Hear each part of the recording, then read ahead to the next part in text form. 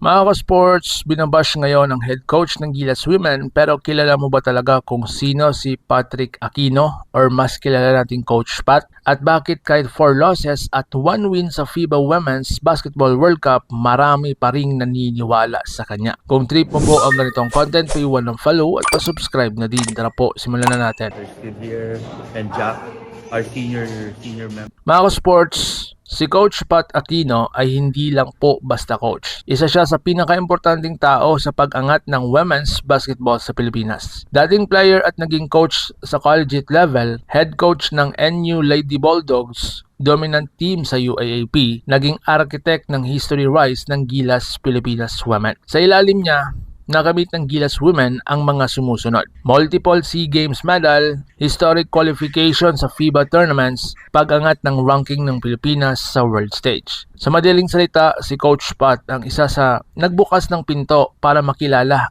ang Pilipinas sa women's basketball. So ngayon, ang FIBA World Cup performance niya. Pero dumating ang pinakamatinding hamon, ang FIBA World Cup 2026. Ito po ang naging resulta ng Gilas Women. Sa Game 1 versus France, 115 ang France, 66 po ang points ng Pilipinas. Sa Game 2, laban Germany, 113 po ang Germany, 80 po ang Pilipinas. Sa Game 3, Nigeria, 101 ang Nigeria, 84 po ang Pilipinas. Pangatlong talo na po ito. Sa Game 4, Korea, 105 at ang Pilipinas ay 74. Apat na streak na panalo from Game 1 to Game 4. Pero sa Game 5, Pilipinas laban Colombia, 74 po ang Pilipinas, 59 po ang Colombia. So, ang kanyang record, 1 win and 4 losses. So, ngayon, bakit po siya nababash? Dahil sa scorelines, maraming fans ang nadismaya. Malalaking talo daw, depensa na hirap makasabay, maliliit na mga players, offense na inconsistent. Pero ang hindi nakikita ng iba, kalaban po natin ang world-class teams, hindi po Asian teams. Mas malalaki of course, mas mabilis sila, mas experience ang kalaban. In short mga sports, kulang pa rin sa exposure ang Pilipinas. Hindi ito simpleng pangit na coaching, ito po ang reality check ng level ng international basketball. So ngayon depensa kay Coach Pat Aquino. Kung tutuusin mga ka-sports, kung wala si Coach Pat, bakit hindi pa tayo nakakarating sa World Cup? Siya ang naglatag ng sistema at kultura ng Gilas Women. Siya ang nag-develop ng core players. Ang tanong, failure ba ito o bahagi ng proseso ng pagle-level up nila? So ngayon,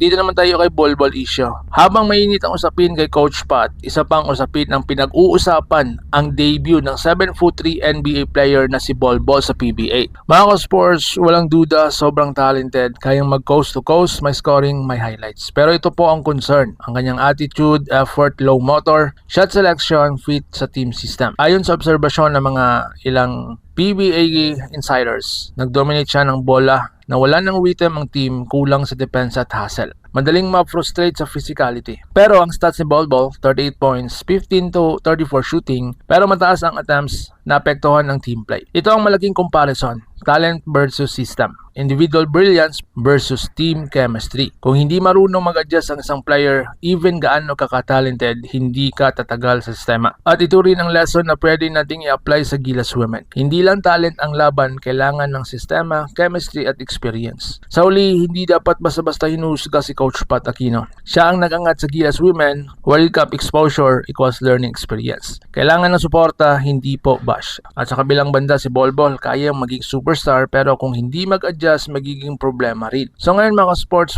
ang tanong ko sa inyo, dapat bang palitan si Coach Pat Aquino o bigyan pa siya ng mas maraming oras para buuin ang Gilas Women? I-comment mo po ang iyong hinaing sa baba. Like, share, and subscribe at pahit ng bell para updated tayo pareho sa mundo ng basketball world. Laban Pilipinas puso, so paano?